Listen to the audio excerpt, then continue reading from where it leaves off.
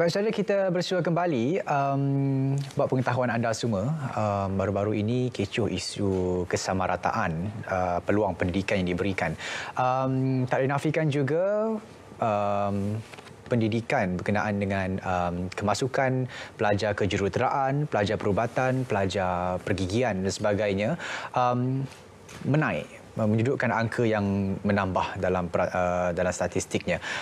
Dan juga isu peluang pendidikan sama rata ataupun bagaimana, kita bersama dengan Profesor Dr. Syamala Devi Sekaran, Timbalan Dekan Fakulti Perubatan dan Sains Kesihatan UCSI, dan juga Dr. Jamali Wagiman, Pensyarah Kanan dan Doktor Pakar Perbidanan dan Sakit Puan Hospital UCSI. Assalamualaikum. Waalaikumsalam. Hai, salam sejahtera.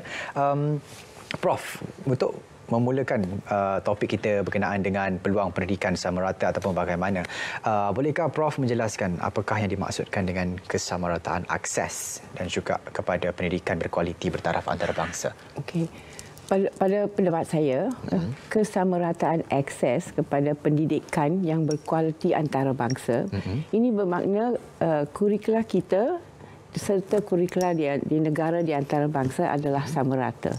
Untuk membuat itu, kita perlu bandingkan dua-dua kurikula dulu. Baru kita tahu kurikula kita sama tak dengan yang mereka di antarabangsa. Okay? Kalau kita kata kesamarataan akses, dan ini mengenai pelajar-pelajar. Adakah semua pelajar dapat akses yang sama rata? Ya. Okey, baik. Apa yang dimaksudkan pula dengan macam mana menjadi punca kepada ketidaksamarataan dalam pendidikan di Malaysia ini, Doktor? Okey, terima kasih Syarul. Saya melihat dari segi kesamarataan ini, kita perlu perhatikan betul-betul apa yang dimaksudkan kesamarataan.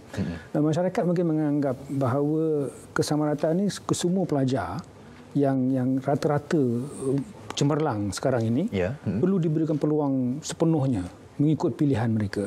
Tapi hakikat sebenarnya tidak begitu. Semata-mata kerana tempat ruang untuk pelajar-pelajar ini masuk sama ada di Institut Pendidikan Tinggi Awam atau swasta amat terhad. Cuma kita di bahagian akademik ini dan juga bahagian kementerian dan sebagainya perlu menyediakan pelan-pelan pendidikan yang boleh diguna pakai oleh pelajar-pelajar ini tanpa mengira latar belakang ekonomi dan juga asal mereka. Kerana rata-rata mereka ini cemerlang dan makin bertambah ramai pelajar-pelajar yang cemerlang ini. Baik. Saya dapat lihat ketidakkesamarataan ini berlaku disebabkan beberapa faktor. Antaranya mungkin disebabkan kurangnya pendedahan dan juga pengetahuan daripada komuniti setempat dan juga rakyat Malaysia terhadap sumber-sumber sokongan, terutamanya pembiayaan pembelajaran bagi mereka yang kurang berkemampuan. Jadi apa pandangan Prof berkenaan dengan itu? Ya, betul kata you.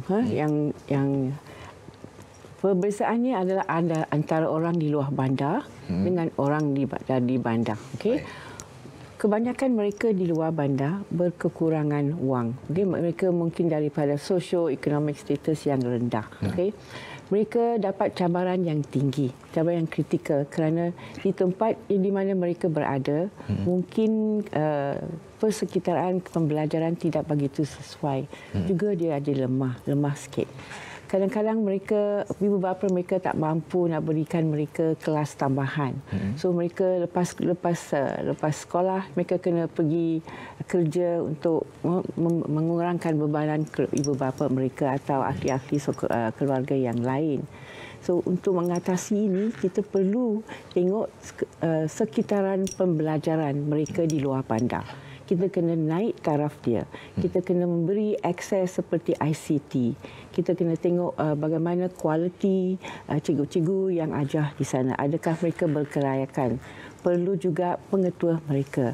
Yang penting sekali pada masa sekarang adalah mereka mendapat akses internet yang sesuai. Ya, ini ada sebahagian daripada isu-isu lah. Baik.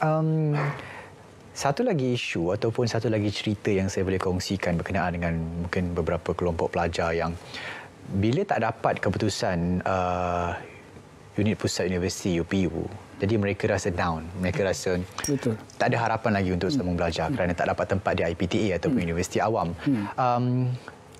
nak pergi ke IPTS kosnya sangat tinggi. Jadi apa pandangan doktor berkenaan dengan itu? Okey, saya perasan juga apa ni masalah tu. Sebab saya sendiri berasal daripada kampung yang entah macam mana dapat masuk ke sistem pembelajaran tinggi sehingga saya mencapai kedudukan sekarang.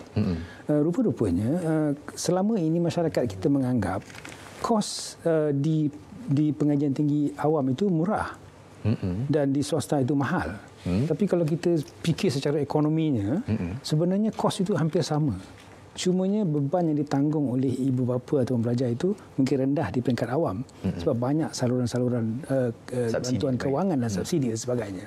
Di swasta zaman sekarang di IPTS swasta sekarang ini kita masih lagi boleh masuk dalam institut pengajian tinggi di swasta ini kerana tempat di awam adalah sedikit.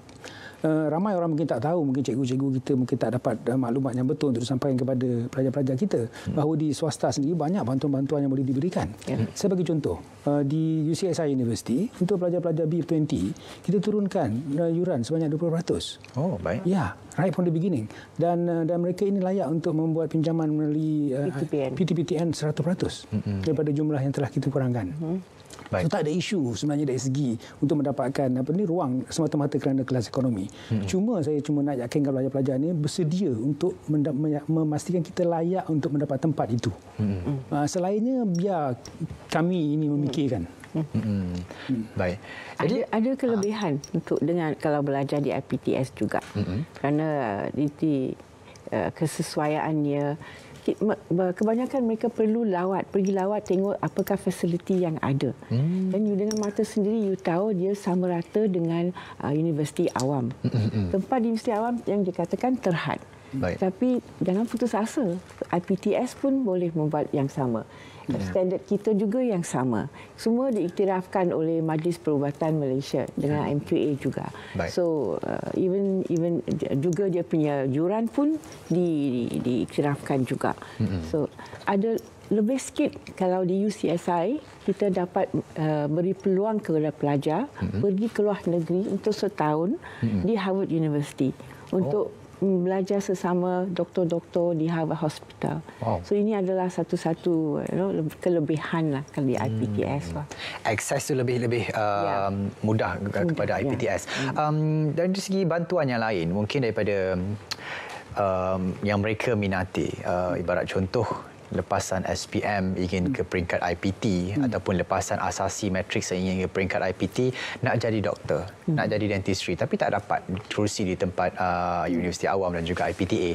Jadi solusi yang kedua ataupun apa yang mereka boleh buat adalah masuk ke IPTS. Jadi kalau masuk ke IPTS mungkin berkali-kali ganda yurannya dan sebagainya. Jadi mereka punya niat untuk nak masuk ke Universiti IPTS ini pun terbantut.